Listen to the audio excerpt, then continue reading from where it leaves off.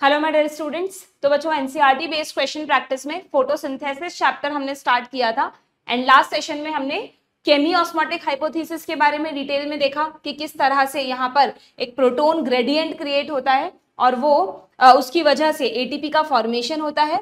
And then we have revised Calvin cycle, जिसमें कि C3 cycle में हमने देखा कि कौन कौन से स्टेप्स के थ्रू ग्लूकोज का फॉर्मेशन होगा। ओके, तो कल हमारा लास्ट क्वेश्चन जो था दिस वन, जिसमें हम C4 पाथवे की तरफ बढ़ चुके थे। मैंने आपको कहा था कि भाई जब हमारे चारों तरफ जो मोस्ट ऑफ द प्लांट्स हैं वो C3 प्लांट्स हैं। C3 प्लांट्स का मतलब जिनमें डार्क रिएक्शन के टाइम पर सिर्फ कैल्विन साइकिल ही होता है। लाइट रिएक्शन तो सभी प्लांट्स में एक जैसी है, बट अगर हम डार्क रिएक्शन की बात करें तो डार्क रिएक्शन के लिए C3 साइकिल यानी कैल्विन साइकिल तो हर प्लांट में होगा ही होगा। बच्चों ध्यान रखना, all photosynthetic plants must have Calvin cycle. बिना कैल्विन साइकिल के शुगर यानी ग्लूकोज यानी उनका खाना नहीं बन सकता।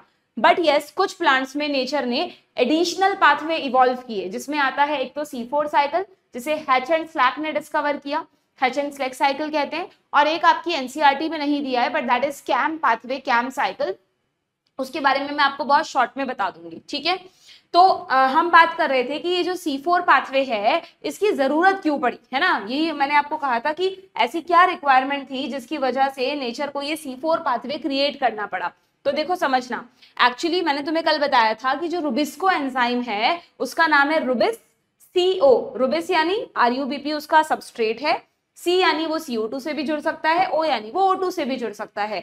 अगर RUBP CO2 से जुड़ता है in the presence of Rubisco enzyme तो बहुत अच्छी बात है, कैल्विन साइकिल स्टार्ट हो जाएगा, शुगर्स बनेंगी, प्लांट्स की प्रोडक्टिविटी बढ़ेगी। बट अगर RUBP O2 से जुड़ गया तो एक अनवांटेड प्रोसेस शुरू हो जाएगा जिसका नाम है फोटो रेस्पिरेशन, जो अभी इसी चैप्टर में आगे आएगा। बट उस अनवांटेड प्रोसेस को रोकना था। अब सबसे अच्छी बात तो यह है कि वो जो अनवांटेड प्रोसेस है फोटो रेस्पिरेशन का वो हमेशा नहीं होता सब प्लांट्स में। अगर हमेशा सारे प्लांट्स में होता तो फिर सबकी प्रोडक्टिविटी बहुत कम होती।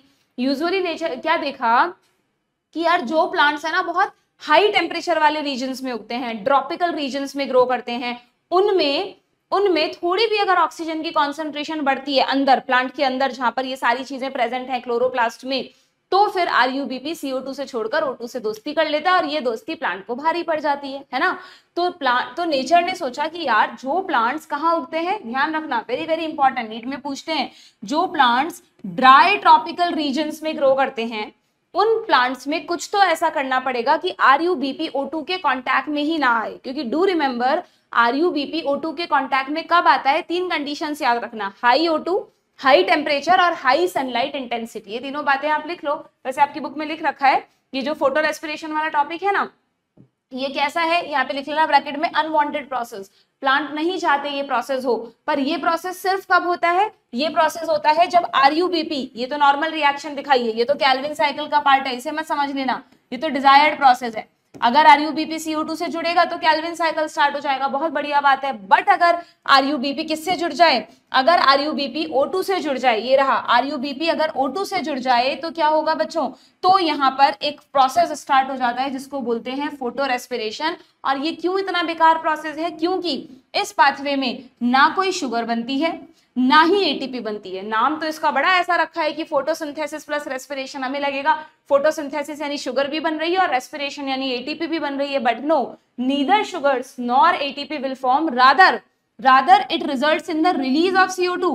अननेसेसरी CO2 बन जाती है, रेस्पिरेशन में भी तो CO2 बाय प्रोडक्ट है, वो CO2 बन जाती है, एंड यूटिलाइजेशन ऑफ ATP, और ऊपर से प्लांट की कुछ एनर्जी खर्च और हो जाती है। तो ये तो बहुत बेकार प्रोसेस हुआ।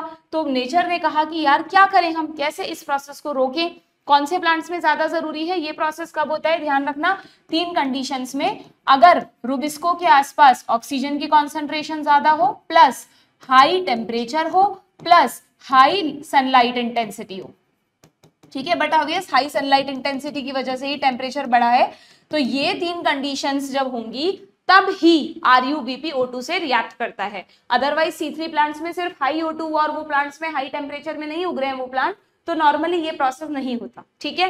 तो मेनली किसको जरूरत थी, कौन से प्लांट्स को कि रुबिस्को को O2 से बचाने की जरूरत थी जो हाई टेम्परेचर वाले रीजन्स में उगते हैं, यानी कि इसको हटा रही हूं मैं, यानी कि ड्राई ट्रॉपिकल रीजन्स वाले प्लांट्स। ठीक है, तो अब समझना नेचर ने क्या गेम खेला, क्या किया नेचर ने, कैसे इवोल्यूशन किया प्लांट्स का, कि हम कह रहे हैं कि प्लांट्स ये सब कहाँ हो रहा है, जो फोटोसिंथेसिस का प्रोसेस है ये कहाँ हो रहा है। देखो थोड़ा समझना कि ये लीफ है, लीफ किसकी बनी है, सेल्स की बनी है। आप लीफ का जब सेक्शन लेते हो और लीफ की एनाटॉमी ड्रॉ करते हो तो इस तरह से ड्रॉ करते हो ना। लीफ की एनाटॉमी मैंने पहले भी आपको बताया था, यहाँ बता देती हूँ, चलो एक बार, चलो यहीं पे बता लेते हैं, है ना। मैंने आपको पहले भी बताया था, जस्ट अ मिनट बच्चों, जस्ट अ मिनट।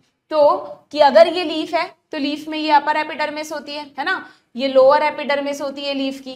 ध्यान है, लोअर को क्या कहते हैं, B for base, abaxial, this is adaxial. इन सब में स्टोमेटा वगैरह होते हैं, क्यूटिकल की लेयर होती है, वो सब मैं नहीं बता रही हूँ। यहाँ पर हम वैस्कुलर बंडल बना दें, जाइलम फ्लोएम।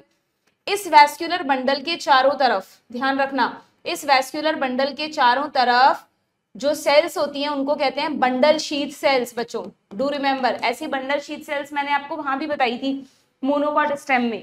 मोनोकॉट स्टेम में वो 2 आईज, 1 नोज, 1 स्माइल वाला हमने वैस्कुलर बंडल बनाया था, वहां चारों तरफ मैंने बताई थी बंडल शीथ। वैसी ही बंडल शीथ शायद लीफ एनाटॉमी में बताने से रह गया, बट हमेशा चाहे डाइकॉट्स हो चाहे मोनोकॉट्स हो, सारे प्लांट्स में लीफ का जो वैस्कुलर बंडल है उसको घेरे हुए कुछ पैरेनकाइमेटस सेल्स होती हैं, लिविंग सेल्स, पैरेनकाइमा की बनी हुई ग्रीन सेल्स जो फोटोसिंथेसिस कर सकती हैं। इन स्पेशल सेल्स को हम कहते हैं बंडल शीथ सेल्स। ठीक है, और इसके अलावा प्लांट का जितना भी ये ग्राउंड टिश्यू है, यू ऑल नो, ये पूरा दिस इज मीजोफिल टिश्यू। ये पूरा क्या है, अगर डाइकॉट होगा तो 2 तरह का मीजोफिल होगा, और अगर मोनोकॉट प्लांट है तो पूरे में, इस तरफ मोनोकॉट जैसा बना देती हूँ, तो पूरे में एक जैसा मीजोफिल होगा। यहां तक तो सबको पता है ना। दिस इज मीजोफिल टिश्यू, और ये वाली सेल्स कौन सी बोल रही हूं मैं, bundle sheath sales. Very very important, अगर ये कॉन्सेप्ट अच्छे से रिवाइज हो गया तो अभी सारे क्वेश्चंस तुम खुद से कर दोगे बिना कॉन्सेप्ट रिवीजन के। कितना भी दिमाग लगा लो तुम क्वेश्चंस में, अगर कॉन्सेप्ट पे पकड़ नहीं है क्वेश्चंस नहीं कर पाओगे। ठीक है, तो अब मीजोफिल सेल्स और बंडल शीथ सेल्स दोनों के लिए आपको ध्यान रखना है, बोथ आर ग्रीन कलर्ड। बच्चों दोनों में फोटोसिंथेसिस करने की कैपेसिटी है, मैंने ग्रीन बनाई नहीं, बट डू रिमेम्बर दोनों ग्रीन है, दोनों के पास क्लोरोप्लास्ट है। ठीक है, तो यूजुअली अगर हम C3 मान लो ये C3 प्लांट्स की लीफ का एनाटॉमी है, तो होता क्या, जितनी भी ग्रीन सेल्स है वो सब इंडिपेंडेंटली अपना अपना फोटोसिंथेसिस कर रही हैं। अगर ग्रीन सेल है तो बट ऑब्वियस ग्रीन सेल में आपको पता है क्लोरोप्लास्ट होते हैं, क्लोरोप्लास्ट के अंदर ग्रेना वगैरह होगा, उस पर लाइट रिएक्शन होगी, लाइट रिएक्शन से ATP NADPH बनेगा, O2 इवॉल्व होगी, ATP को यूज करके इसी का क्लोरोप्लास्ट का स्ट्रोमा कैल्विन साइकिल करेगा और ग्लूकोज बनेगी। ये पूरा प्रोसेस यहाँ भी होगा और ये पूरा प्रोसेस बंडल शीथ सेल्स में भी होगा if they are C3 plants. ठीक है, लेकिन इस प्रोसेस में मैंने क्या ड्रॉबैक कहा तुम्हें, कि अगर ये प्लांट्स ड्राई ट्रॉपिकल रीजन्स में, हाई टेम्परेचर जहां हाई सनलाइट होती है, आपको पता है इक्वेटर के आसपास के रीजन्स को हम ट्रॉपिकल रीजन्स कहते हैं, और इक्वेटर पे सीधा सनलाइट गिरती है, मैक्सिमम सनलाइट, जिस वजह से ट्रॉपिक्स पे सबसे ज्यादा डाइवर्सिटी होती है। बट उसकी वजह से एक प्रॉब्लम भी हो रही है कि यहाँ पर प्लांट्स में फोटो रेस्पिरेशन का अनवांटेड प्रोसेस ज्यादा हो जाता। अगर RUBP बार बार O2 से ही रिएक्ट करता रहेगा और CO2 से नहीं करेगा तो प्लांट्स की प्रोडक्टिविटी क्या हो जाएगी, कम हो जाएगी, ग्लूकोज नहीं बन पाएगा ना भाई। तो नेचर ने क्या किया, ये सब प्रॉब्लम क्यों हो रही है बच्चों, क्योंकि रुबिस्को जो बैठा है, यहाँ भी क्लोरोप्लास्ट है, यहाँ भी क्लोरोप्लास्ट है, दोनों की क्लोरोप्लास्ट में जो रुबिस्को बैठा है, रुबिस्को कहाँ होता है, स्ट्रोमा में, और स्ट्रोमा में ही ग्रेना सिस्टम है, वहीं से तो ऑक्सीजन निकल रही है, तो रुबिस्को O2 के भी कांटेक्ट में आता है और वेस्ट हो जाता है। तो इस चीज को बचाने के लिए क्या किया नेचर ने कहा कि काम करते हैं, जो नॉर्मली जितने भी प्लांट्स हैं सब में तो अब हम ये सिस्टम नहीं कर सकते, बट हाँ जिन प्लांट्स में फोटो रेस्पिरेशन होने के चांसेस ज्यादा हैं, कौन से प्लांट्स, ड्राई ट्रॉपिकल रीजन्स में ग्रो करने वाले प्लांट्स, वहां पर हम एक ऐसा मैकेनिज्म क्रिएट करते हैं जिससे रुबिस्को O2 के कॉन्टैक्ट में ही नहीं आ पाएगा। ये कैसे पॉसिबल है, अब सुनो ध्यान से। O2 के 2 सोर्स है ना, क्या, एक तो खुद क्लोरोप्लास्ट O2 बना रहा है लाइट रिएक्शन के दौरान, वो भी रुबिस्को के कांटेक्ट में आएगी, और दूसरा जो यहाँ पे जो स्टोमेटा वगैरह होते हैं, तो स्टोमेटा से जब गैसियस एक्सचेंज होता है तो CO2 O2 का आदान प्रदान होता है। तो यानी वैसे नॉर्मली प्लांट CO2 लेते हैं, O2 निकालते हैं, बट O2 अल्टीमेटली आ तो यहीं से रही है ना, तो O2 के हो सकता है स्टोमेटा से कई बार ऑक्सीजन अंदर भी एंटर कर जाती है। तो इसका मतलब O2 ना तो बाहर से जानी चाहिए और ना क्लोरोप्लास्ट के अंदर जो लाइट रिएक्शन हो रही है उससे भी O2 प्रोड्यूस नहीं हो, ऐसी जगह रुबिस्को को छुपाओ। ठीक है, थोड़ा सा आपको टेक्निकली ध्यान से समझना पड़ेगा तो ही तुम्हें ये चीज समझ में आएगी। तो देखना क्या किया नेचर ने, यहाँ पर मैं आपको बता रही हूँ नेचर ने क्या किया। हमने कहा कि यार ये एक बंडल शीट सेल है, ठीक है भाई, ये मैंने एक बंडल शीट सेल बनाई है, ठीक है, और ये एक मीजोफिल सेल है, इसी के जस्ट पास में मैं एक मीजोफिल सेल बना रही हूँ। दोनों सेल्स को आपस में प्लाज्मोडेस्माटा से कनेक्ट कर रही हूँ, ठीक है। This is what, this is mesophyll cell, this is mesophyll cell, okay, this is bundle sheath, this is mesophyll. ऐसे जितनी भी मीजोफिल सेल्स हैं वो अपने अपने बंडल शीट सेल से कनेक्टेड रहती है, ठीक है। अब क्या किया, सेल है ना दोनों, सेल के पास अपना अपना न्यूक्लियस होगा, साइटोप्लाज्म होगा, क्लोरोप्लास्ट होगा। तो मीजोफिल में भी क्लोरोप्लास्ट है, बंडल शीट में भी क्लोरोप्लास्ट है। ये क्लोरोप्लास्ट बना दिया, मान लो मैंने से एक नहीं होता, बहुत सारे होते हैं, ठीक। अब है ना, सबसे पहले क्या किया नेचर ने कि एक काम करते हैं, जो रुबिस्को एंजाइम है ना उसको दोनों क्लोरोप्लास्ट में मत डालो। अब हम C4 प्लांट्स पर आ रहे हैं बच्चों। C4 प्लांट्स में आपकी बुक में लिखा है व्हाट इज क्रैन्स एनाटॉमी, उस पर जा रहे हैं हम, ठीक है। तो जब साइंटिस्ट ने एक C4 प्लांट की लीफ का सेक्शन लेकर देखा तो उन्होंने क्या देखा कि जो बंडल शीट सेल्स थी ना इन प्लांट्स की, they have very thick cell wall. इनकी सेल वॉल को बहुत थिक कर दिया गया। क्यों कर दिया भाई थिक, इससे क्या फायदा हुआ, मीजोफिल सेल में तो कोई थिकनेस नहीं की, बट बंडल शीट सेल्स की सेल वॉल को बहुत मोटा कर दिया, बहुत थिक कर दिया। यानी अगर ये बंडल शीट सेल बनाई है मैंने तो इसकी सेल वॉल कैसी है, बहुत थिक है। इससे क्या फायदा होगा भाई देखना। अब नेचर ने कहा कि ये जो थिक वॉल है ना, इसको कोई भी गैस डायरेक्टली क्रॉस नहीं कर सकती। ना CO2 डायरेक्टली अंदर आ सकती है, ना O2 अंदर आ सकती है, ना O2 बाहर निकल सकती है, ना CO2 बाहर निकल सकती है। ये जो पूरी वॉल है चारों तरफ, इट इज हाईली थिक, जिसकी वजह से it become impervious for gases, directly gases का, क्योंकि आपको पता है डिफ्यूजन बहुत ही स्लो प्रोसेस है। अगर वॉल इतनी मोटी होगी तो पता नहीं कितना टाइम लगेगा O2 CO2 को डिफ्यूज होने में, जो कि नेग्लिजिबल, ठीक है। अब एक काम करा उन्होंने कहा एक काम करते हैं, अब ये हमने एक तरह से, मैंने कहा ना रुबिस्को को छुपाना है, तो रुबिस्को को कहाँ छुपाया, जिनकी सेल वॉल मोटी है यानी बंडल शीट सेल्स, उनके क्लोरोप्लास्ट में रुबिस्को को बैठा दिया। भाई ठीक है, तुम यहीं रहो, इस वाले में नहीं आएगा रुबिस्को, तुम यहीं रहो, ठीक है। अब अगर ये क्लोरोप्लास्ट है और इसमें स्ट्रोमा है तो स्ट्रोमा में रुबिस्को है। अब क्लोरोप्लास्ट में हम ये भी तो बोलते हैं कि ग्रेना वगैरह होता है जिसमें लाइट रिएक्शन होती है, तो यहाँ पर ग्रेना बनाया ही नहीं।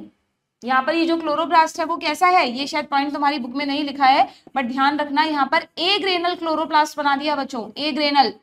कहा कि झंझट ही खत्म करो, अंदर हम ग्रेना ही नहीं बना रहे, ग्रेना नहीं बना रहे तो फिर लाइट रिएक्शन नहीं होगी, लाइट रिएक्शन नहीं होगी तो मतलब अंदर ATP और NADPH बनाने वाला कोई नहीं है। कोई बात नहीं, उसका इंतजाम करेंगे अभी, पर पहले रुबिस्को को तो O2 से फ्री करो। तो रुबिस्को को जिस भी तरह से O2 के कांटेक्ट में आ सकता था, ना तो बाहर से कोई गैस अंदर आ रही है और ना ही यहाँ पे ग्रेना बनाया जिसकी वजह से लाइट रिएक्शन में O2 प्रोड्यूस हो। Now Rubisco is completely safe from O2, Rubisco O2 के कांटेक्ट में ही नहीं आएगा, यानी फोटो रेस्पिरेशन होने के चांस बिल्कुल जीरो कर दिए। बिल्कुल हमेशा ध्यान रखो, C4 प्लांट्स में photo respiration is negligible, negligible मतलब वही इज कंप्लीटली एब्सेंट, होता ही नहीं है। क्यों नहीं होता, क्योंकि रुबिस्को कभी O2 के कांटेक्ट में ही नहीं आता। क्यों नहीं आता, क्योंकि रुबिस्को को बंडल शीट सेल में छुपा दिया। कैसे छुपाया, उनकी वॉल थिक कर दी जिससे ना O2 अंदर आ सकती है, ना CO2 अंदर आ सकती है, और क्लोरोप्लास्ट को एग्रेनल कर दिया, यानी लाइट रिएक्शन ही नहीं होगी, यानी O2 प्रोड्यूस ही नहीं होगी। तो रुबिस्को के सारे कॉन्टैक्ट्स खत्म O2 से, चाह के भी वो दोस्ती नहीं कर सकता O2 से, और प्लांट को नुकसान नहीं पहुंचेगा। पर अब एक क्वेश्चन ये उठता है कि अगर O2 अंदर नहीं आ सकती तो फिर CO2 भी अंदर नहीं आ सकती, तो फिर CO2 कैसे मिलेगी इस रुबिस्को को, क्या फायदा हुआ। अगर CO2 भी नहीं मिली रुबिस्को को तो ना तो ये कैल्विन साइकिल कर पाएगा, फोटो रेस्पिरेशन तो हमने रोक ही दिया, फिर ऐसे रुबिस्को का क्या फायदा। तो अब कुछ ऐसा करना है जिससे CO2 को चुपचाप अंदर पहुंचाए। CO2 गैसियस फॉर्म में तो हम अंदर भेज ही नहीं सकते क्योंकि चारों तरफ थिक वॉल है, बट CO2 को किसी कंपाउंड की फॉर्म में बदलकर, आपको पता है प्लाज्मोडेस्माटा में साइटोप्लाज्म कनेक्शन होते हैं, कोई कंपाउंड बन जाए CO2 का यहाँ मीजोफिल सेल्स में, और वो कंपाउंड साइटोप्लाज्म के साथ साथ यहाँ चला जाए और अंदर जाकर वो चुपचाप CO2 रुबिस्को को दे दे, अपने आप से पहले CO2 से जुड़ जाए, एक कंपाउंड बना ले, वो कंपाउंड साइटोप्लाज्म के थ्रू यहाँ आ जाए और फिर वो CO2 को रिलीज कर दे और रुबिस्को को दे दे कि लो भाई कैल्विन साइकिल से बना लो तुम शुगर, है ना। एक तो ये करा, और ये कहेगा कि ठीक है तुमने मुझे CO2 तो दे दी, तुमने मुझे बताऊंगी कैसे दी, तुमने मुझे CO2 तो दे दी, बट CO2 से कैल्विन साइकिल करने के लिए मुझे एनर्जी भी चाहिए, ATP NADPH भी लाके दो। तो वो काम ये करेगा बाहर वाला क्लोरोप्लास्ट, मीजोफिल सेल्स का क्लोरोप्लास्ट। बिल्कुल दोनों एक दूसरे पर डिपेंडेंट होकर काम करते हैं। क्या होगा कि मीजोफिल सेल्स में भी क्लोरोप्लास्ट बनाया और ये ग्रेनल क्लोरोप्लास्ट है, जैसा नॉर्मली होता है। ये कैसा है? ग्रेनल क्लोरोप्लास्ट है, यानी ये क्या करेगा? सनलाइट को एब्जॉर्ब करके वही सेम प्रोसेस होगा, लाइट रिएक्शन होगी, O2 ATP NADPH सब बनेगा और वो फिर यहाँ अवेलेबल करवाएगा। अब एक क्वेश्चन ये भी आना चाहिए कि मैम ये अपना ATP यहाँ क्यों दे रहा है? इसको खुद को भी तो शुगर बनानी है। नहीं, इस क्लोरोप्लास्ट में रुबिस्को इज एब्सेंट बच्चों। रुबिस्को बनाया ही नहीं। इसको देखो मतलब आधा आधा सिस्टम कर दिया क्या? मीजोफिल सेल और बंडल शीथ सेल्स में से जो बाहर की तरफ है मीजोफिल सेल्स, उनको कहा तुम तो लाइट एब्जॉर्ब करके ATP NADPH बनाओ, लाइट रिएक्शन वाला प्रोसेस चलने दो, साइक्लिक नॉन साइक्लिक, है ना, शुगर तुम मत बनाओ, ठीक है। तुम तो बस ATP NADPH बना बना के कहाँ भेजते जाओ? अंदर भेजते जाओ। अंदर मतलब जहां पर रुबिस्को को छुपाकर बैठाया हुआ है हमने, यहाँ से आ जाएगा प्लाज्मोडेस्माटा से, कोई प्रॉब्लम नहीं है। ATP NADPH ठीक है भाई, ये मिल गया। अब CO2, अब यहाँ अगर रुबिस्को नहीं है तो फिर RUBP भी नहीं है ना, तो फिर CO2 को कौन पहुंचा रहा है अंदर? अभी थोड़ी देर पहले मैंने कहा ना कि CO2 को अंदर पहुंचाने के लिए कंपाउंड बनाना पड़ेगा, तो वो समझना तुम। वो हैच एंड स्लैक ने हमको बताया कि एक्चुअली में यहाँ पर क्या होता है कि मीजोफिल सेल्स का जो साइटोप्लाज्म है, मीजोफिल सेल्स का जो साइटोप्लाज्म है, वहां पर नेचर ने बैठा दिया PEP को।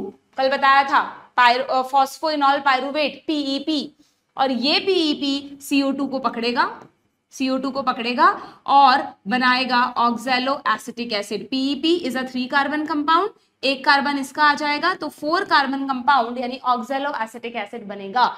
और PEP जब CO2 से जुड़ेगी तो इसका मतलब ये यहाँ पर प्राइमरी CO2 एक्सेप्टर हो गया। C3 साइकिल में प्राइमरी CO2 सबसे पहले CO2 को कौन पकड़ता है? खुद RUBP in the presence of Rubisco enzyme. पर यहाँ पर कुछ अलग ही खेल है, यहाँ पर एडिशनल पाथवे आ रहा है। यहाँ पर सबसे पहले CO2 अंदर जाएगी नहीं, सीधा जहां रुबिस्को बैठा है, RUBP बैठा है, वहां नहीं जाएगी CO2 पहले मीजोफिल सेल्स में आएगी, क्योंकि इनकी वॉल तो थिन है। स्ट्रोमेटा खुलेंगे, CO2 अंदर आएगी, और जैसे ही CO2 अंदर आएगी, मीजोफिल सेल्स के साइटोप्लाज्म में बैठा PEP, क्लोरोप्लास्ट में नहीं बैठा, ये स्ट्रोमा में नहीं बैठा, साइटोप्लाज्म में बैठा PEP CO2 को पकड़ेगा और एक 4 कार्बन प्रोडक्ट बनाएगा। तो हैच एंड स्लैक ने कहा कि यार इस पाथवे में तो पहला प्रोडक्ट 3 कार्बन नहीं बल्कि 4 कार्बन बनता है, इसलिए इस साइकिल का नाम रखो C4 साइकिल, या फिर जिनने डिस्कवर किया था उनके नाम पर हैच एंड स्लैक साइकिल। ठीक है, हैच एंड स्लैक पाथवे कह दो इसको। लिख रहा है क्या यहीं पे फर्स्ट लाइन में कि यहाँ पर 4 carbon compound oxalo acetic acid बनता है। ठीक है, अब ये जो ऑक्सैलो एसिटिक एसिड है इसको चुपचाप प्लाज्मोडेस्माटा के थ्रू अंदर भेज देते हैं। अभी आगे आपकी बुक में ये भी लिख रहा है कि इसको भी भेज सकते हैं, नहीं तो कई बार ऐसा भी होता है कि ये जो OAA है ये कन्वर्ट हो जाता है मैलिक एसिड या एस्पार्टिक एसिड में। ये दोनों भी 4 कार्बन कंपाउंड्स हैं और फिर वो अंदर जाता है। ठीक है, ये कन्वर्जन चलता रहता है कि जरूरी नहीं है OAA की फॉर्म में अंदर जाए, पहले तो हमेशा OA बनेगा, बट OA मैलिक एसिड की फॉर्म में बदल के भी अंदर जा सकता है, स्पार्टिक एसिड की फॉर्म में बदल के भी अंदर जा सकता है, यानी तीनों में से कोई भी एसिड की फॉर्म में अंदर चला जाएगा। अंदर जाते ही क्या करेगा देखना, जब ये अंदर आ गया, OA अंदर लिख दूं मैं, इनमें से कोई भी आ सकता है, तो अंदर आते ही ये CO2 को फ्री कर देगा। पहले कार्बोक्सिलेशन हुआ, अब डीकार्बोक्सिलेशन हुआ। पहले कार्बोक्सिलेशन हुआ PEP का, OA बना, OA अंदर गया, अब OA ने CO2 छोड़ दी, अगर एक कार्बन छोड़ दिया तो अब 3 कार्बन कंपाउंड बनेगा और OA खुद कन्वर्ट हो जाएगा पायरुवेट में। ध्यान है, रेस्पिरेशन में आप पायरुविक एसिड पढ़ते हो, ग्लाइकोलिसिस के एंड में वही वाला पायरुविक एसिड यहाँ भी बनेगा। ठीक है, तो यहाँ तो पायरुवेट बन गया, इसने CO2 को फ्री कर दिया और CO2 ले जाके रुबिस्को को दे दी, RUBP को दे दी कि लो मजे से शुगर बनाओ, अब कोई खतरा नहीं है, ना ऑक्सीजन आएगी, CO2 मैंने तुम्हें दे दी है, यहाँ से ATP NADPH आ गए हैं, अब आराम से तुम अपना कैल्विन साइकिल रन करो। ठीक है, लेकिन साथ में क्या होगा, अभी अगर ये इसी तरह से होता रहा तो फिर एक टाइम पर PEP तो खत्म हो जाएगा, it should be a cyclic process ना। तो ये जो पायरुवेट है 3 कार्बन कंपाउंड है, ये वापस से इट विल कम बैक, ये मुझे एरो नहीं बनाना चाहिए था, कोई बात नहीं वरना जगह नहीं रहेगी, it will come back to mesophyll cells. ये मैं तो सिर्फ रफली समझा रही हूँ, बहुत अच्छे से हमने लेक्चर में पढ़ा हुआ है, यहाँ पे आपकी NCERT में डायग्राम भी दे रखा है, अभी दिखाती हूँ। It will come back to mesophyll cell, क्योंकि ये भी 3 कार्बन कंपाउंड है, ये भी 3 कार्बन कंपाउंड है, और बाहर आके पायरुवेट एसिड, बाहर आके मतलब मीजोफिल सेल में आके पायरुवेट को फॉस्फो और इनॉल से तो जुड़ना है, एक फॉस्फो ग्रुप जोड़ लो, एक इनॉल ग्रुप जोड़ लो, तो क्या बन जाएगा, फॉस्फो इनॉल पायरुवेट। ये है पायरुवेट, ये है फॉस्फोइनॉल पायरुवेट, वापस पीईपी विल बी रीजनरेटेड। ठीक है क्या? तो इस तरह ये जो एडिशनल पाथवे हुआ इसका नाम है हेचेंड स्लैक पाथवे, और यहाँ पर जो साथ साथ में चलेगा शुगर बनाने के लिए अलग से, वो बिल्कुल कैल्विन साइकिल जैसा होगा। RuBp CO2 को पकड़ेगा, पहले PGA बनेगा, फिर PGAl बनेगा, ध्यान है कल समझाया था वो 3 स्टेप, कार्बोक्सिलेशन, रिडक्शन और रीजनरेशन। अंदर RuBp का रीजनरेशन चलेगा। यानी C4 प्लांट्स में सिर्फ C4 साइकिल नहीं होता, C4 साइकिल के साथ साथ C3 साइकिल तो होता ही होता है, क्योंकि अल्टीमेटली जो शुगर्स बन रही हैं वो किससे बन रही हैं बच्चों? C3 साइकिल से। और एक बात सुन लो कि ये जो PEP CO2 से जुड़ा, जब PEP CO2 से जुड़ा तो नेचर ने यहाँ वो गलती रिपीट नहीं की। नेचर ने कहा अब की बार हम एंजाइम को पैप को नहीं बनाएंगे। अगर अब की बार भी एंजाइम PEP यानी सबस्ट्रेट और CO2 O2 दोनों से जुड़ सकता होगा तो फिर गड़बड़ हो जाएगी। अब की बार हम इसे पेप्केज बनाएंगे। It has affinity only for CO2, यानी पेप्केज एक ऐसा एंजाइम है जो सिर्फ CO2 से ही दोस्ती कर सकता है, O2 के लिए इसके पास कोई जगह नहीं है। तो बाहर O2 के जुड़ने का कोई चांस ही नहीं है, ना ही बाहर रुबिस्को है, ना RuBp है, सब अंदर छुपे बैठे हैं। यहाँ किसी भी तरह से O2 पहुंच ही नहीं रही, ना ही O2 प्रोड्यूस हो रही है, क्योंकि ग्रेना भी नहीं बनाया। इस तरह से C4 प्लांट्स को नेचर ने अडेप्ट कर दिया, किसके लिए? कि तुम हाई टेम्परेचर पर रहते हुए भी आराम से अपनी प्रोडक्टिविटी मेंटेन कर सकते हो, जितनी चाहो शुगर बनाओ, क्योंकि तुम्हारा Rubisco is safe from oxygen. समझ में आया? इस तरह से ये चीजें होती हैं। ठीक है, ये मैंने सिर्फ रफली, आप ऐसे मत समझना मैम ये किस तरह का डायग्राम है, सिर्फ चीजों को तुम्हारे दिमाग में रिवाइज करने के लिए मैंने बनाया है। अदरवाइज जो डिटेल्ड लेक्चर है वहां बहुत अच्छे से हमने इस चार्ट को बनाकर समझाया। देखो ये जो मैं अभी डायग्राम बना रही थी वो ये रहा बच्चों, ये मीजोफिल सेल दिखाइए, ये तुम्हें बंडल शीथ सेल दिखाइए। हमेशा ध्यान रखो, यहीं पर लिखो, बंडल शीथ सेल हमेशा थिक वॉल्ड होती है, थिक वॉल्ड होती है। और हाँ एक चीज और, वैसे तो हम वैस्कुलर बंडल के चारों तरफ इसकी एक ही लेयर बनाते हैं, बट एनसीईआरटी में लिख रहा है ये 1 to सेवरल लेयर्ड हो सकती है। जरूरी नहीं है इसकी सिर्फ एक ही लेयर हो, इसकी 2-3 लेयर्स भी हो सकती हैं, 1 to सेवरल लेयर्ड होती है। ठीक है, इसका जो क्लोरोप्लास्ट है वो कैसा होता है, हमेशा ध्यान रखो, इसके पास जो क्लोरोप्लास्ट है उसमें ए ग्रेनल होगा, यानी वहां ग्रेना नहीं होगा जिससे ऑक्सीजन ना बन सके, प्लस वहां पर रुबिस्को प्रेजेंट होगा। जबकि मीजोफिल सेल्स जो हैं, मीजोफिल सेल्स जो हैं, इनका क्लोरोप्लास्ट कैसा होगा बच्चों? इनका क्लोरोप्लास्ट ग्रेनल होगा, ग्रेनल होगा, उसमें तो ग्रेना बनाना जरूरी है, पर उसमें रुबिस्को नहीं होगा, रुबिस्को नहीं होगा, जिससे ये बाहर कोई मीजोफिल सेल्स में कैल्विन साइकिल नहीं चलेगा। ठीक है, इंस्टेड मीजोफिल सेल्स के साइटोप्लाज्म में, नॉट क्लोरोप्लास्ट में, मीजोफिल सेल्स के साइटोप्लाज्म में एक स्पेशल सबस्ट्रेट होगा, दैट इज पीईपी, जो पेप्केज एंजाइम की मदद से CO2 से जुड़ेगा। ये देखो यहाँ दिखा रखा है तुम्हें अब ये देखो ऐसे एनसीईआरटी में ऐसा होता है, अब यहाँ एटमॉस्फेरिक CO2 लिख दिया बट यहाँ CO2 नहीं लिखा, क्यों? ये CO2 ही है, बट एक्चुअली ये होता है बच्चों कि जब भी CO2 प्लांट में अंदर आती है ना, चाहे वो C3 साइकिल हो चाहे C4 साइकिल हो, दोनों में ही, तो CO2 सीधा इससे नहीं जुड़ती, ना RuBp से सीधा जुड़ती है ना PEP से। सबसे पहले CO2 अंदर आते ही वाटर के साथ रिएक्ट करती है, CO2 + H2O, जिससे H2CO3 बनता है, और फिर H+ अलग हो जाता है, और जो बाइकार्बोनेट्स हैं उसकी फॉर्म में ये रिएक्शन होती है। मैं तो आपको समझाने के लिए PEP + CO2 सीधा लिख देती हूँ, दैट इज कार्बोक्सिलेशन, बट हमेशा ध्यान रखो CO2 सीधा नहीं जुड़ती है। आप पन्ने पलटो जरा अपनी बुक में देखो, जो आपका कैल्विन साइकिल है वहां पर भी CO2 + H2O दिखा रखा है, क्योंकि CO2 + H2O से ही क्या होगा, पहले H2CO3 बनेगा, उसमें से H+ आयन अलग हो जाएंगे, और जो बाइकार्बोनेट्स हैं वो एक्चुअली या तो PEP से, और अगर C3 साइकिल होता तो RuBp से जुड़ते। ठीक है, इसी स्टेप को आप कहेंगे, या तो इसको फिक्सेशन कह दो या इसको कार्बोक्सिलेशन भी कह सकते हैं। This is first step of C4 pathway, जिससे एक C4 एसिड बना। देखो उन्होंने नाम नहीं लिखा, ये C4 एसिड क्या होगा, ये होगा ऑक्सैलो एसिटिक एसिड। हो सकता है ये oxalo acetic acid malic acid या स्पार्टिक में चेंज हो जाए। ठीक है, तो फर्स्ट स्टेप में कार्बोक्सिलेशन हो गया। अब सेकंड स्टेप होगा ट्रांसपोर्टेशन। सिर्फ इसको अंदर पहुंचाने के लिए हमें प्लाज्मोडेस्माटा की जरूरत पड़ेगी, क्योंकि वॉल तो थिक है। ठीक है, तो ट्रांसपोर्टेशन हुआ, C4 एसिड अंदर पहुंच गया। ये C4 एसिड OAA भी हो सकता है, ये मैलिक एसिड की फॉर्म में भी आ सकता है, ये स्पार्टिक एसिड की फॉर्म में भी आ सकता है। ठीक है, जैसे ये अंदर आएगा ये CO2 को फ्री कर देगा, कर रहा है क्या free, this is third step, decarboxylation.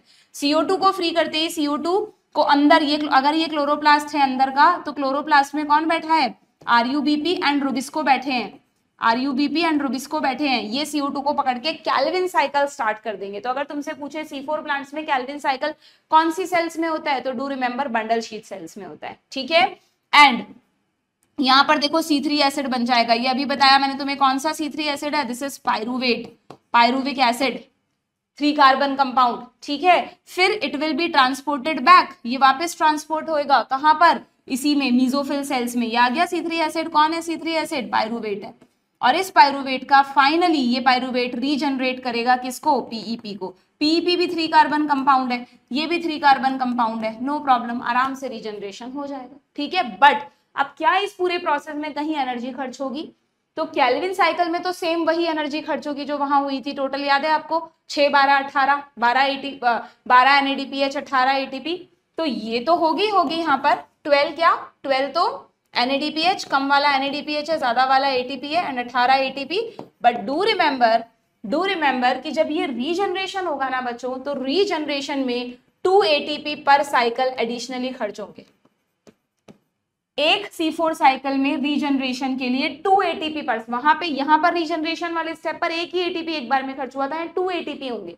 तो इसका मतलब अगर कैल्विन साइकिल 6 बार करना है तो ये प्रोसेस भी 6 बार होगा, यानी इसको भी आप 6 से मल्टीप्लाई करो, यानी 12 ATP एडिशनल खर्च होंगे किसमें, C4 पाथवे में। तो टोटल कितने ATP हो गए, 18 + 12 30, यानी वैसे पूछते नहीं है, बट अगर पूछ लें कि C4 साइकिल में टोटल ATP कितने खर्च होते हैं, तो 30, और NADPH वही रहते हैं, NADPH एडिशनली नहीं लगते, ठीक है। समझ में आ गई सारी चीजें तुमको, समझ में क्या पूरा पढ़ाई दिया मैंने, है ना, रिवीजन कराते कराते, पर जिसने पहले पढ़ रखा होगा उसको यहाँ पर चीजें ज्यादा अच्छे से समझ में आई होंगी, ओके।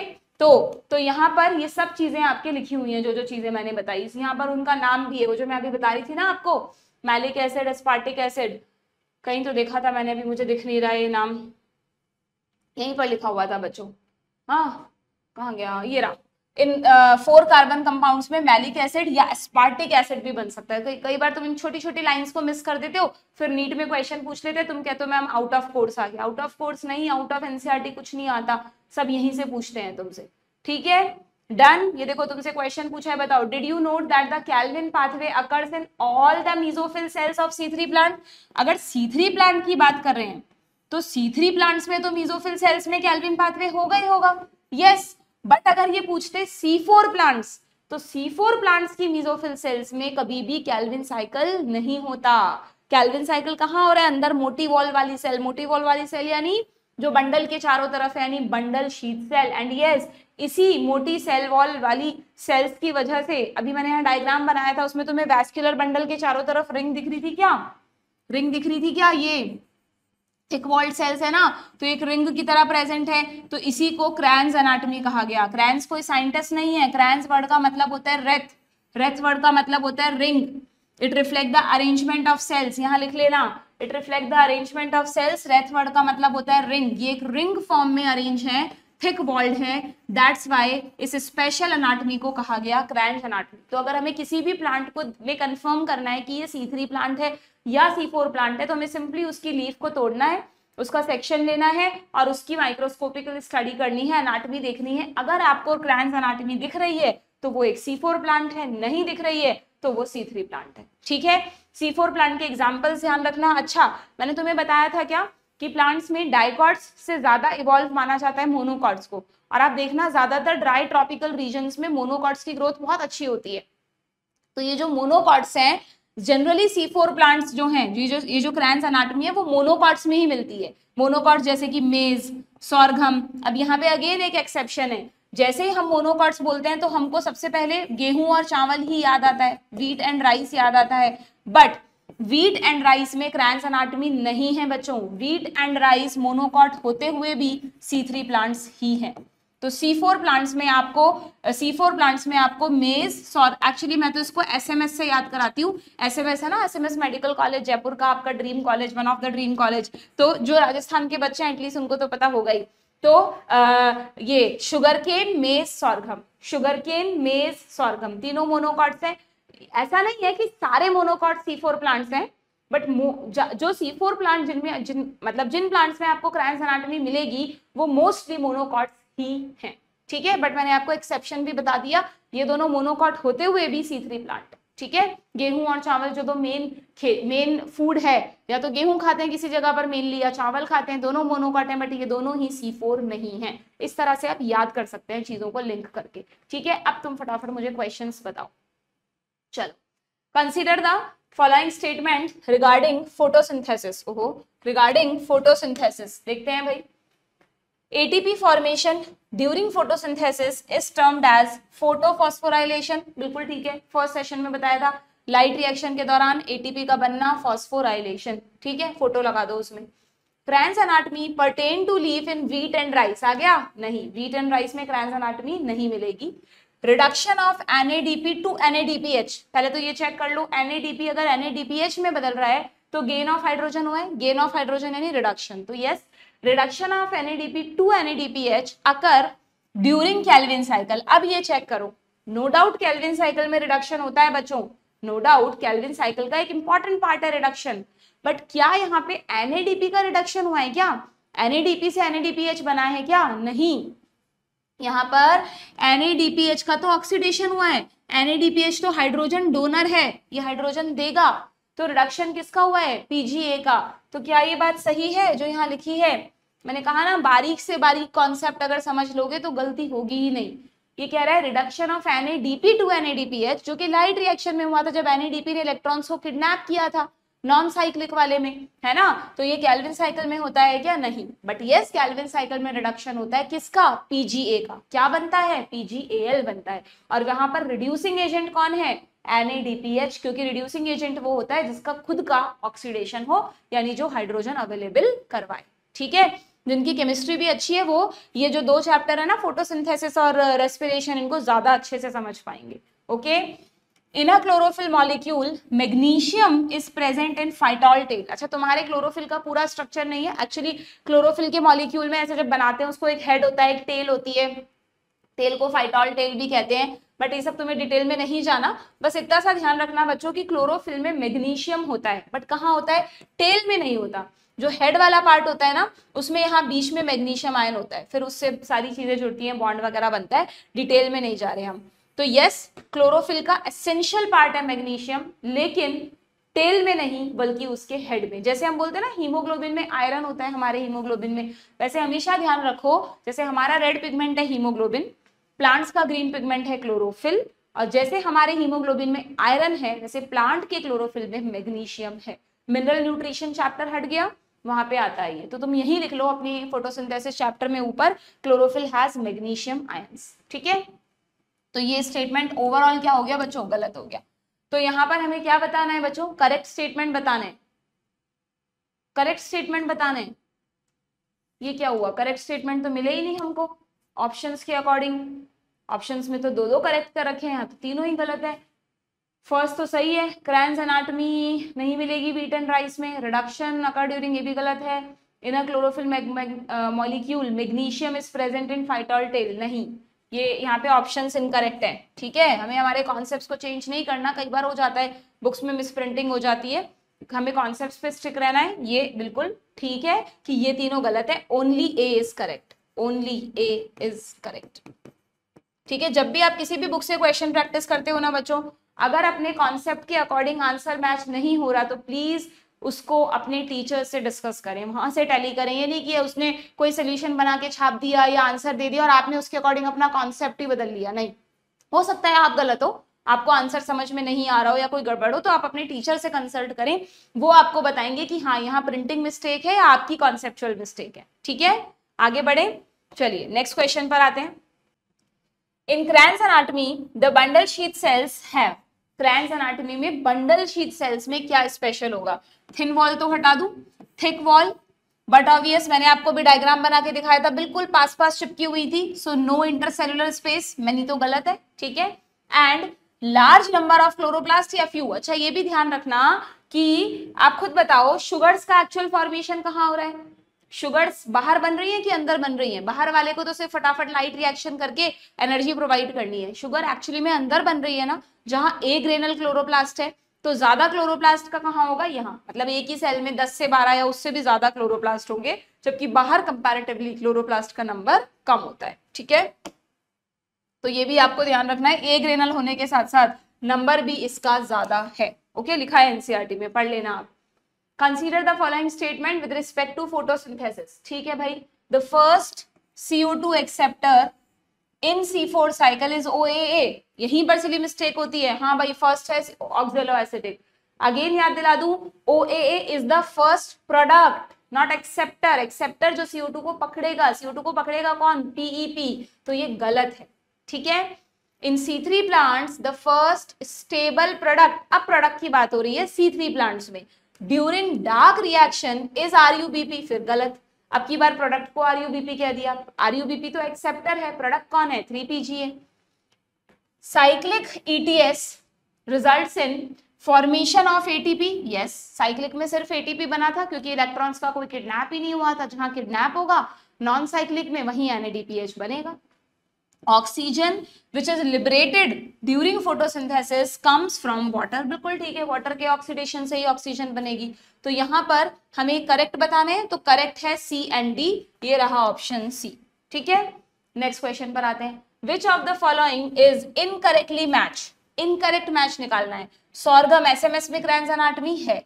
फोटो रेस्पिरेशन बिल्कुल C3 प्लांट्स में होता है, जब वो हाई ट्रॉपिकल रीजन्स में ग्रो करते हैं तो they can't avoid photo respiration, या बहुत हाई टेम्परेचर हाई सनलाइट में they can't avoid photo respiration. RUBP O2 से दोस्ती कर लेगा और कैल्विन साइकिल की जगह एक अलग ही अनवांटेड प्रोसेस शुरू हो जाएगा।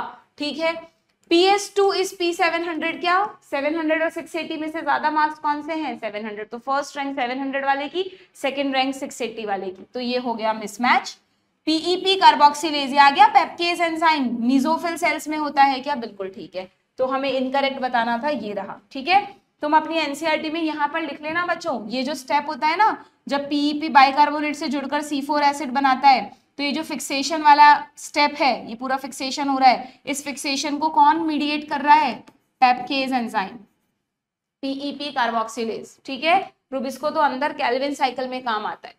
डन, चलिए देन आगे क्या है, next question, which statement are correct. Okay, photo respiration is favoured by high O2, yes, low CO2, दोनों में कॉम्पिटिटिव बाइंडिंग है, तो CO2 ज्यादा है और O2 ज्यादा है और CO2 कम है, तो ये प्रोसेस होगा। Rise in temperature, yes, and high light intensity, मैंने तुम्हें ये 3 हाई याद करवाए, बट अब ये CO2 कम हो गई है, तभी तो RUBP CO2 की जगह किससे दोस्ती कर रहा है, O2 से, तो ये स्टेटमेंट सही है। Chloroplast of cells of bundle sheath, अंदर वाली cells of C4 plants are agranal, बिल्कुल ठीक है, एंड हैव रुबिस्को, बिल्कुल ठीक, दोनों स्टेटमेंट सही है अभी तक। क्लोरोप्लास्ट ऑफ मीजोफिल सेल्स, अब आएंगी मीजोफिल सेल्स यानी बाहर वाली, of C4 plants are granal, yes, have PEPcase, yes, but no rubisco, yes, तो ये भी बिल्कुल ठीक है। Maize and sorghum are C4 plants, SMS, yes, तो यहां पर सारे ही स्टेटमेंट्स आर करेक्ट, यानी ऑप्शन ए।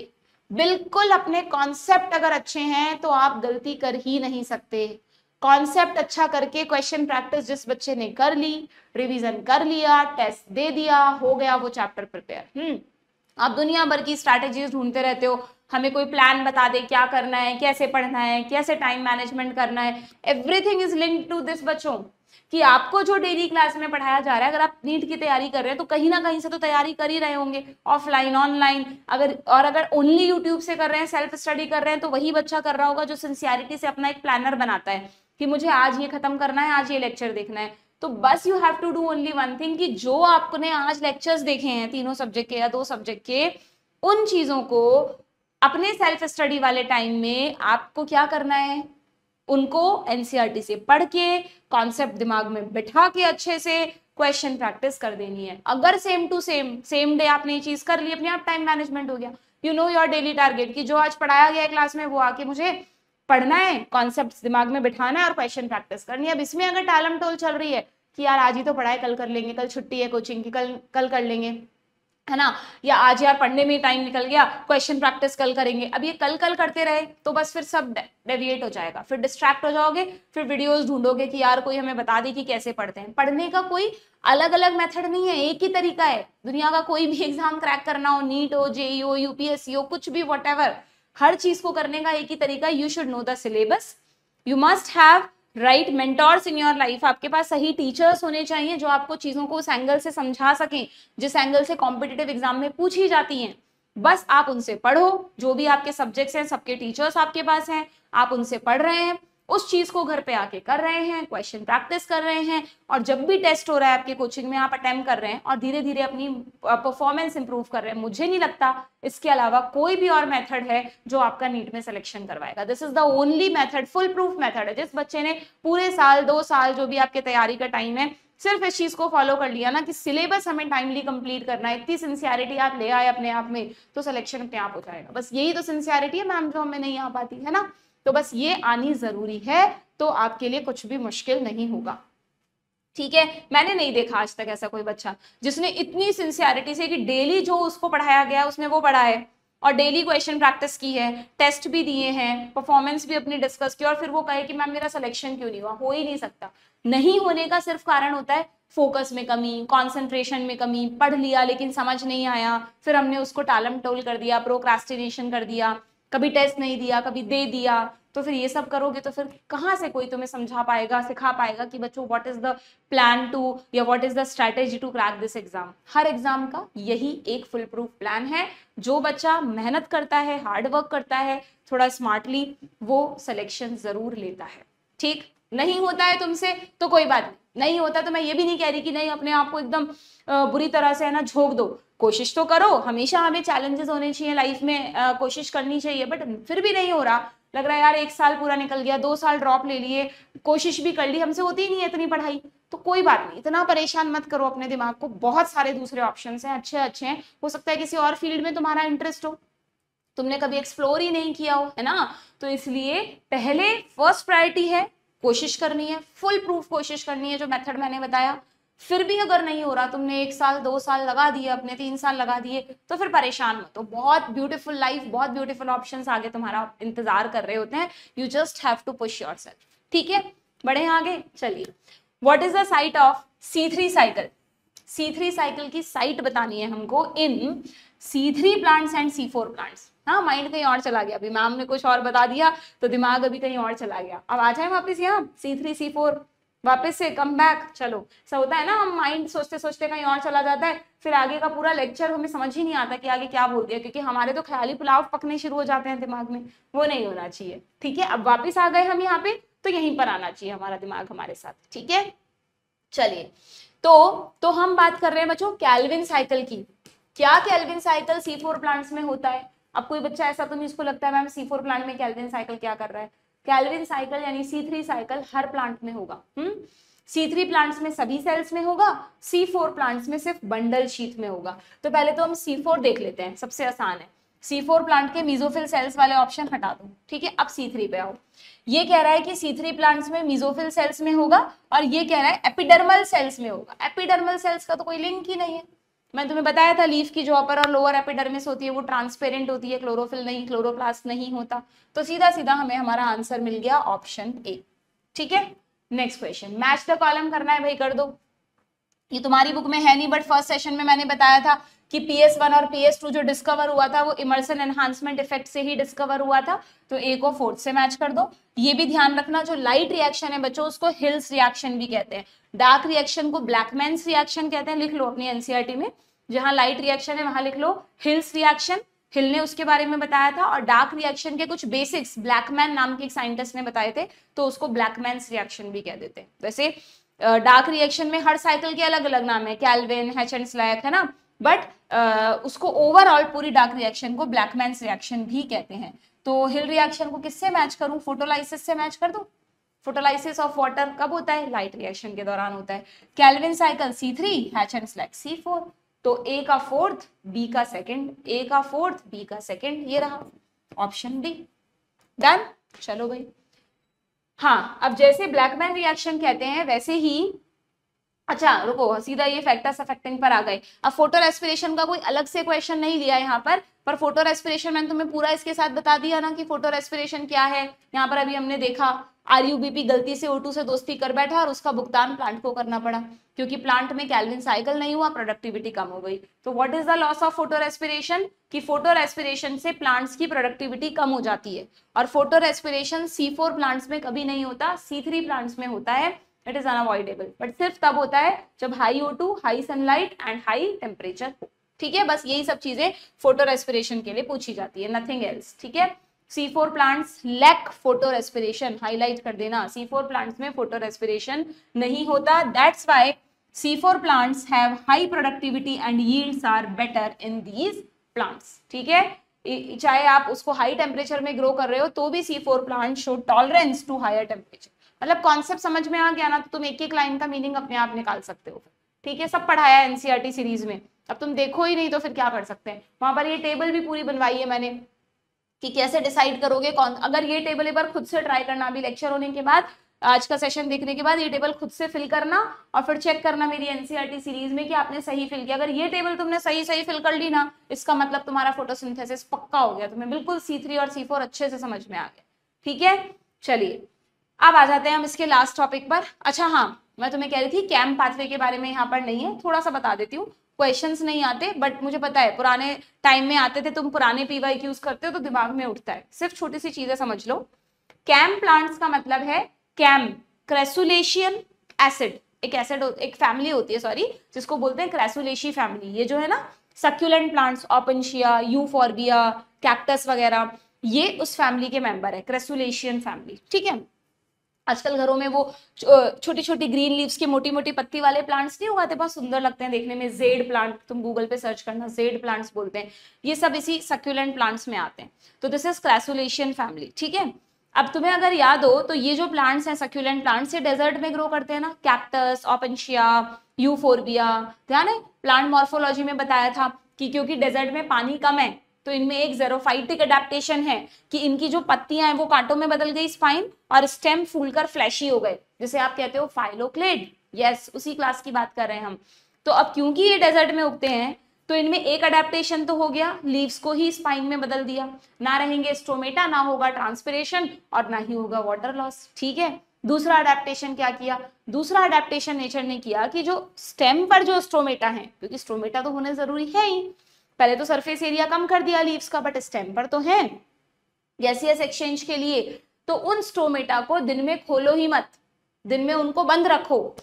अगर वो दिन में क्लोज रहेंगे, सनलाइट जब है तो अगर वो क्लोज रहेंगे तो वाटर का लॉस होगा ही नहीं। बट अगर रात में खुलेंगे स्ट्रोमेटा, इन प्लांट्स में कब खुल रहे हैं? रात में। रात में खुलने वाले स्ट्रोमेटा को कहते हैं स्कोटो एक्टिव, स्कोटो यानी नाइट, दिन वालों को फोटो एक्टिव, रात वालों को स्कोटो एक्टिव। ठीक है, तो रात में अगर स्ट्रोमेटा खुलेंगे तो CO2 भी रात में ही अंदर आएगी, और अगर CO2 रात में अंदर आएगी तो फिर रात में केल्विन साइकिल कैसे चलेगा, रात में डार्क रिएक्शन कैसे होगी? क्योंकि ATP और NADPH तो सनलाइट की प्रेजेंस में दिन में बनेंगे।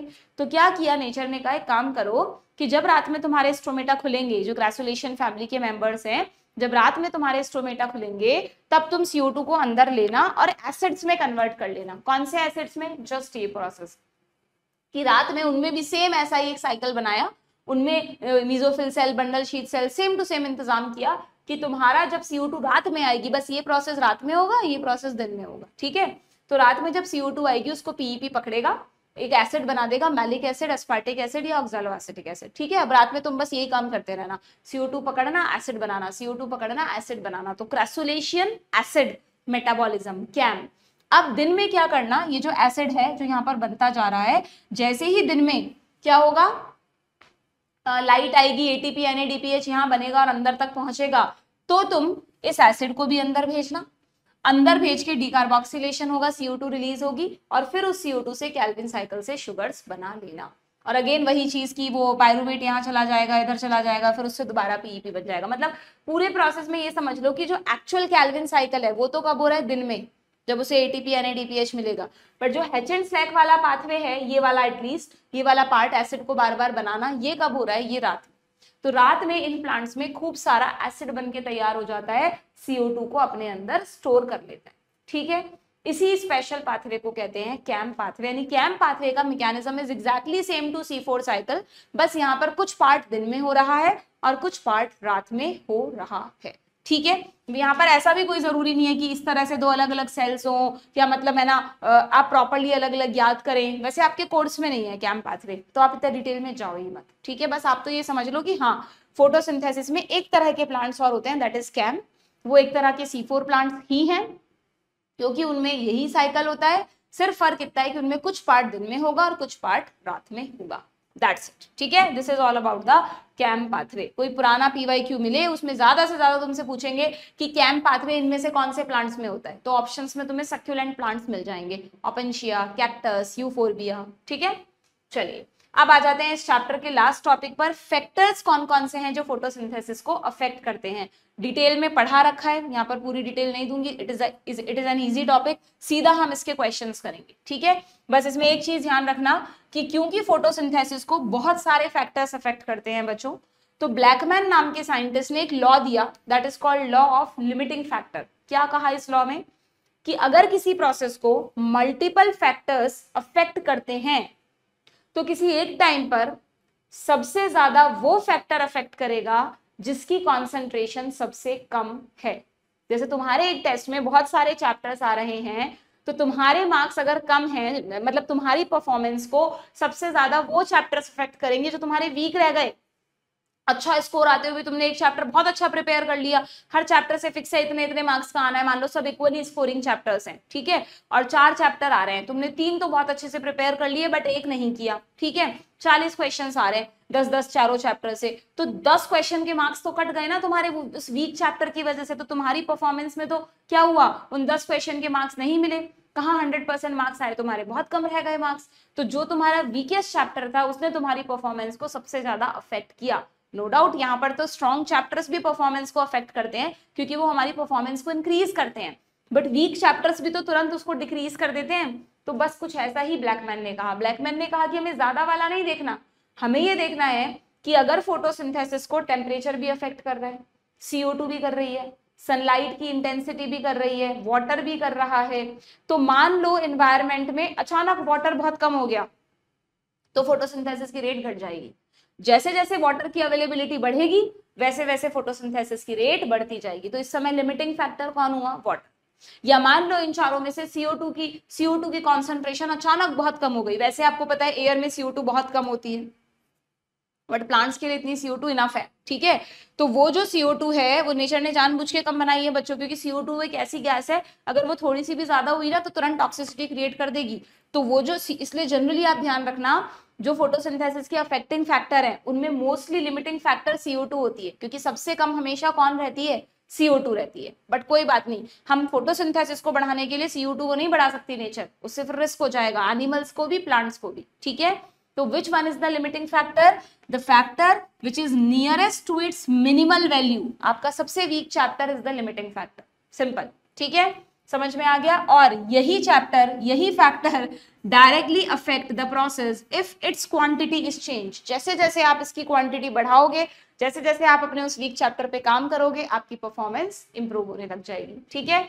तो वही चीज यहाँ पर दिखाई है कि अगर इस ग्राफ में, इससे रिलेटेड अभी क्वेश्चन पे जाएंगे हम, कि अगर इस ग्राफ में ये लाइट इंटेंसिटी है, light is one of the factor जो फोटोसिंथेसिस को अफेक्ट करता है, और ये रेट है फोटोसिंथेसिस की, तो देखो जैसे जैसे लाइट इंटेंसिटी बढ़ रही है वैसे वैसे फोटोसिंथेसिस की रेट बढ़ रही है, ठीक है। इसका मतलब यहाँ पर ए वाले जोन में light is the limiting factor.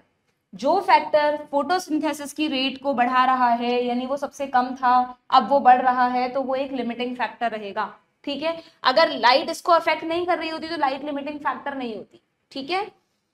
पर ये भी एक लिमिट तक। अब उस वीक चैप्टर में तुम काम करते, मान लो 2 वीक चैप्टर थे, एक पे तो तुमने खूब सारा काम कर लिया और वो 10 क्वेश्चन जो आ रहे थे उससे वो सही कराए, बट वो जो दूसरा वीक चैप्टर था उस पर तुमने काम ही नहीं करा, तो एक लिमिट तक ही तुम्हारे मार्क्स बढ़ेंगे ना। वो दूसरे वाले चैप्टर की कमी तो दूसरा ही पूरा करेगा, वो तो कर नहीं सकता। तो वही चीज यहाँ पर है कि जैसे जैसे ये लाइट बढ़ाओगे तुम वैसे वैसे फोटोसिंथेसिस बढ़ेगा, but up to a limit. एक लिमिट पर सैचुरेशन पॉइंट आ जाएगा। ये D जो है ये लाइट इंटेंसिटी की वो वैल्यू है जो कहलाती है सैचुरेशन पॉइंट, कि this is the maximum light saturation point, this is the maximum light जहां पर जो फोटोसिंथेसिस की रेट को बढ़ा सकती है। अब आप कितनी भी लाइट इंटेंसिटी बढ़ा लो, अब उस वीक चैप्टर के 10 क्वेश्चन सही हो गए आपके, अब और आप उस चैप्टर पे कितना ही और वर्क कर लो कि मैं तो इसी को हर बार रिवाइज करके जाऊंगा, 10 से ज्यादा आने ही नहीं है वहां से क्वेश्चन, तो 10 + 10 × 4 40 मार्क्स ही दे सकता है वो चैप्टर आपको, है ना। तो अब आप कितनी भी लाइट इंटेंसिटी बढ़ा लो, अब फोटोसिंथेसिस की रेट और नहीं बढ़ेगी, यानी अब अभी भी अगर फोटोसिंथेसिस मैक्सिमम नहीं पहुंचा है तो अब कोई और लिमिटिंग फैक्टर बन गया है इस सी पॉइंट पर, some other factor is the limiting factor, not light intensity. कोई और चीज है जो सबसे कम है, कोई और चैप्टर है जो वीक है, जो परफॉर्मेंस बढ़ने नहीं दे रहा। और अगर सारे चारों के चार चैप्टर, चारों के चार फैक्टर मैक्सिमम हैं, सब अपने अपने सैचुरेशन पॉइंट पर हैं, तो फोटोसिंथेसिस भी मैक्सिमम है, उससे ज्यादा फोटोसिंथेसिस अब नहीं बढ़ सकता। पूरे मार्क्स आ गए, अब क्या 100 में से 110 थोड़ी ना लाएंगे हम, ठीक है। डन है क्या, समझ में आ गया आपको। बस यही चीज यहाँ पर बताइए, कुछ वैल्यूज दी हैं कि CO2 के लिए ये पॉइंट्स बताएं आपको, ये सैचुरेशन पॉइंट कितना होता है, ये थोड़ा सा आप रट लेना, थोड़ा सा कॉन्सेप्ट समझना है तो लेक्चर देख लेना। तो C3 प्लांट्स और C4 प्लांट्स के लिए ये वैल्यू अलग अलग होती है बच्चों, डू रिमेंबर। C3 प्लांट्स के लिए ये वैल्यू कितनी है, ये रहा, what is important to note that C4 plants के लिए ये वैल्यू है 360 माइक्रोलीटर पर लीटर, और C3 प्लांट्स के लिए ये वैल्यू है कितनी, 450। ये तुम समझ रहे क्या, C3 के लिए ज्यादा और C4 के लिए कम क्यों है, क्योंकि C3 प्लांट्स में CO2 से कंपटीशन करने वाला O2 भी तो बैठा है, तो आपको CO2 थोड़ी ज्यादा देनी पड़ेगी, तब जाके वो O2 से दोस्ती नहीं, O2 की तरफ नहीं देखेगा और CO2 से जुड़ेगा। बट C4 प्लांट में अगर इतनी CO2 भी तुमने दे दी तो रुबिस्को उसी से जुड़ेगा, उसको O2 से कॉम्पिटिशन ही नहीं करना है, वो O2 पहुंच ही नहीं रही है उस तक। तो हमेशा ध्यान रखो सैचुरेशन पॉइंट कम किसका होता है, C4 प्लांट्स का, जहां कोई कंपटीशन नहीं है, और ज्यादा किसका होता है, C3 प्लांट्स का, ठीक है। वैल्यू भी you have to remember.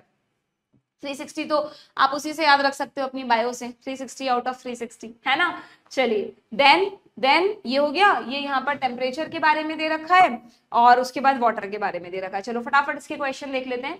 In Blackman law, if a chemical process is affected by more than one factor, then इस प्रोसेस की जो रेट है it will be determined by the factor which is nearest to its maximum value. गलत हो गया, ये नहीं कि यहां तक पढ़ लिया, हाँ सही है आगे बढ़ो, लास्ट वर्ड तक पढ़ना है स्टेटमेंट टाइप क्वेश्चंस को, मैक्सिमल वैल्यू लिख दिया, गलत है।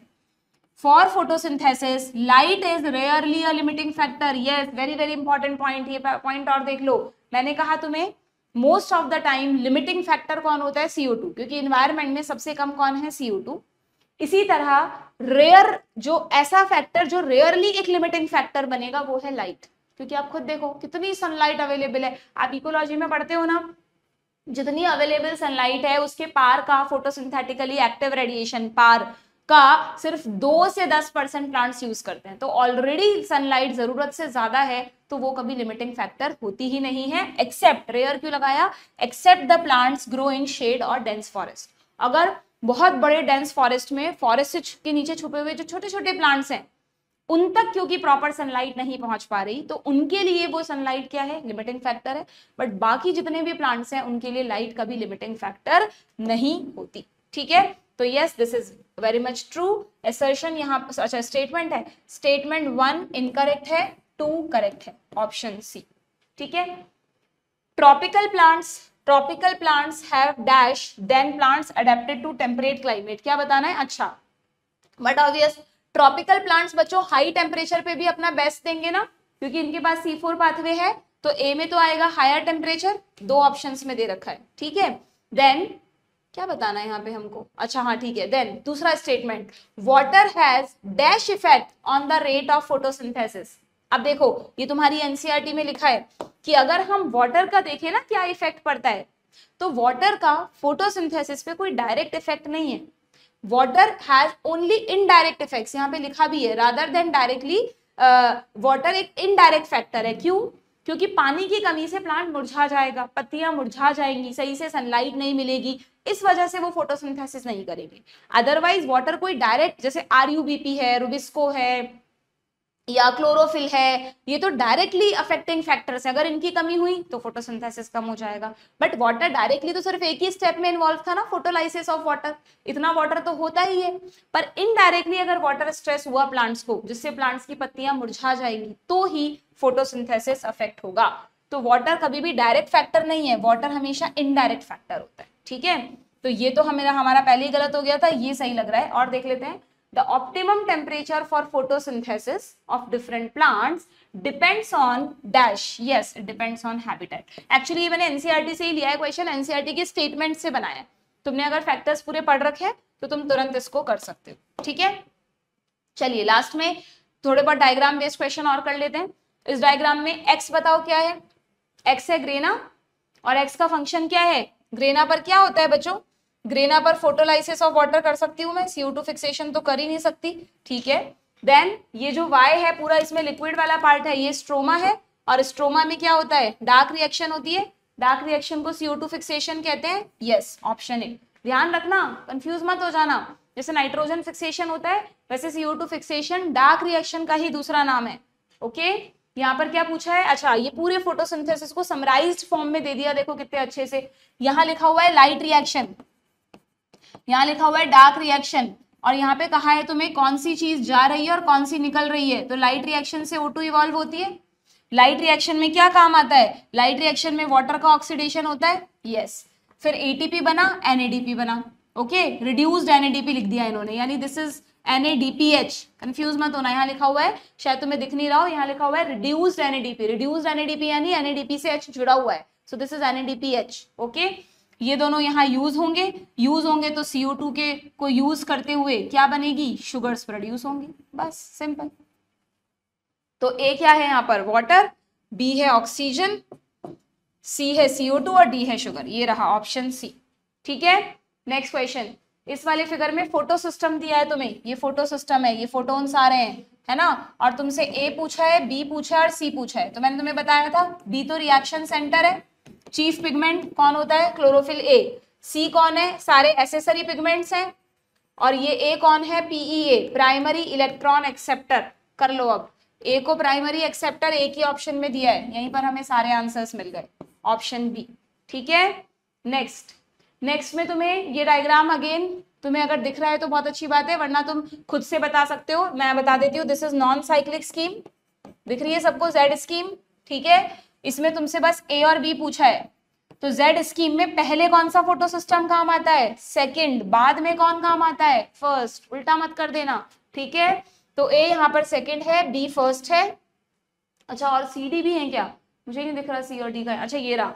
यहाँ पर तुम्हें एक एरो दिया है, C से D बन रहा है, तो लास्ट में इलेक्ट्रॉन्स की किडनैपिंग कौन करता है, NADP प्लस, क्या बनाता है किडनैप करके, NADPH, है ना। तो C तो NADP प्लस होना चाहिए और D NADPH होना चाहिए, तो option B is the correct one, ठीक है। नेक्स्ट, ये सिंपली साइक्लिक ETS है, साइक्लिक ETS में A पूछा है, यहाँ पे लास्ट में इलेक्ट्रॉन्स लौट आ रहा है, तो this is ETS, electron transport system. B क्या है, जब ADP, यहाँ पे रिएक्शन है B कि ADP और फॉस्फेट जुड़कर ATP बनाते हैं, और C क्या है, C का है, ये रहा C, यहाँ पर आपको पता है सिर्फ फर्स्ट वाला काम आता है, तो ये रहा फर्स्ट, ETS, ये option B। These questions are just to revise the diagrams of NCERT। वैसे हम सारे डायग्राम साथ साथ में रिवाइज कर रहे हैं, बट ये मैं लास्ट में इसलिए डालती हूँ कि तुम्हें इंपॉर्टेंस पता रहे कि यस डायग्राम बेस्ड क्वेश्चन भी पूछे जा सकते हैं, हमें करने हैं प्रैक्टिस उनकी भी, ठीक है। ये लो केमी ऑस्मोटिक, ये तो अब याद हो ही गया होगा तुम्हें, पहले सेकंड जहां पर ऑक्सीडेशन ऑफ वाटर हो रहा है, ये साइटोक्रोम्स थे, और यहाँ पर PS1 था, है ना। तो A सेकंड है, B यहाँ लिखा है, C यहाँ लिखा है, तो A है PS सेकंड, B है PS1, C है साइटोक्रोम B एंड C, अच्छा D और E भी पूछा है, ये रहा D और ये रहा E, तो D क्या है, ल्यूमेन, और बाहर क्या होता है, स्ट्रोमा। ये दोनों ऑप्शन सेम है क्या, ठीक है, तो ये है ल्यूमेन और ये है स्ट्रोमा, तो option D, B6 and F, yes यहाँ पे B6 एंड F ही था, ओके। नेक्स्ट क्वेश्चन क्या है, ये कैल्विन साइकिल का डायग्राम है। C3 साइकिल में 3 स्टेप्स याद है, सबसे पहले कार्बोक्सिलेशन, फिर रिडक्शन, फिर regeneration, carboxylation, reduction, regeneration, option C, ठीक है। ये C4 साइकिल अभी रिवाइज किया था, इसमें ये कौन सी सेल्स हैं जो बाहर की तरफ हैं? Mesophyll cells. तो ए यहाँ पर मीजोफिल सेल्स हैं। देन ये कौन सी सेल्स हैं जो अंदर की तरफ हैं? Bundle sheath sales. ठीक है, बी यहाँ पे क्या है? बी कौन सा स्टेप था बच्चों? फिक्सेशन।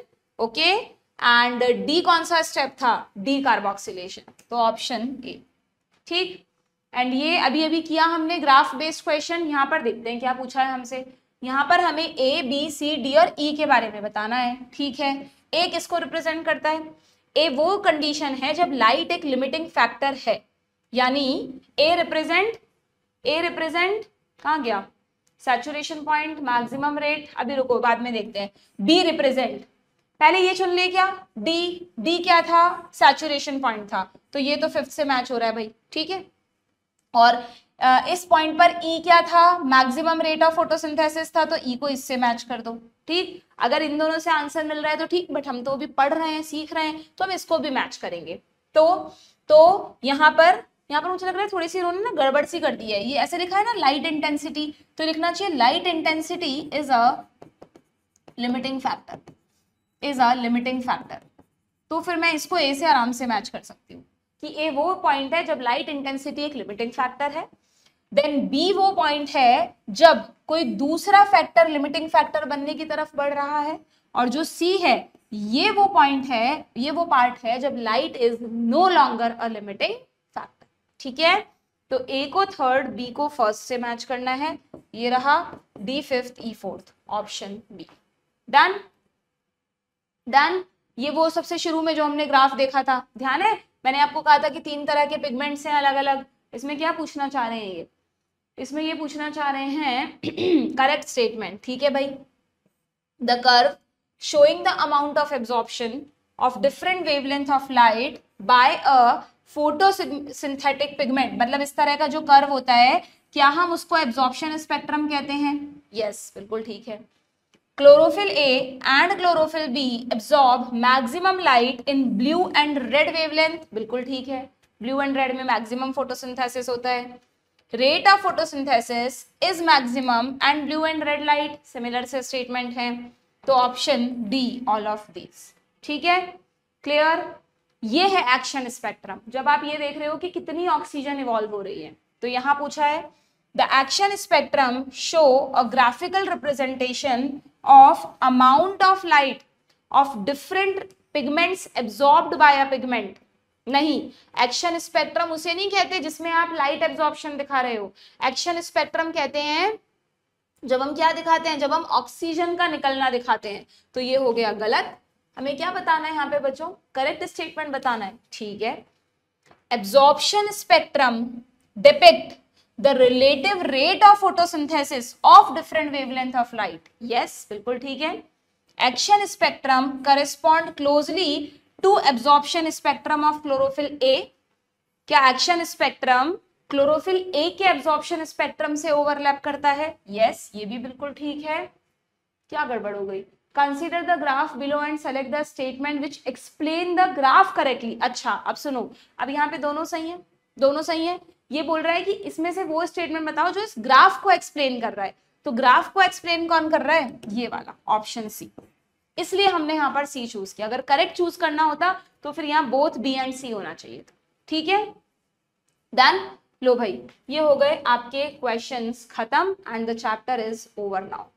क्लियर है? मजा आया फोटोसिंथेसिस करने में? फिर भी अगर तुम्हें लग रहा है ना कि मैम ये तीनों सेशंस अटेंड करने के बाद भी हमें अभी थोड़ा सा डाउट है, इतना अच्छा फोटोसिंथेसिस नहीं क्लियर हुआ जितना और होना चाहिए था, अगेन मैं तुम्हें सजेस्ट करूंगी NCERT line to line series, link description box में है।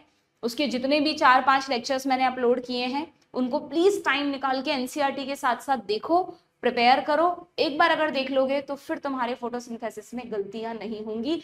Very important chapter, plant physiology को आप लास्ट के लिए नहीं रख सकते। You have to prepare simultaneously, साथ साथ में करनी है। 10 क्वेश्चंस प्लांट फिजियो से आराम से आते हैं, 40 नंबर का पेपर बनता है। ठीक है, चलिए, तो यहाँ पर हमने प्लांट फिजियो का भी पहला चैप्टर कंप्लीट किया है। Next chapter respiration in plants will start in the next session. Okay, comment box में मुझे बताना कि तुम्हें ये चैप्टर अब कॉन्फिडेंस आया या नहीं इन क्वेश्चंस को करके। जिन्होंने अच्छी तरह पढ़ रखा है उनको डेफिनेटली कॉन्फिडेंस आया होगा। और तुम्हें ये सेशंस कैसे लग रहे हैं? Okay, good bye.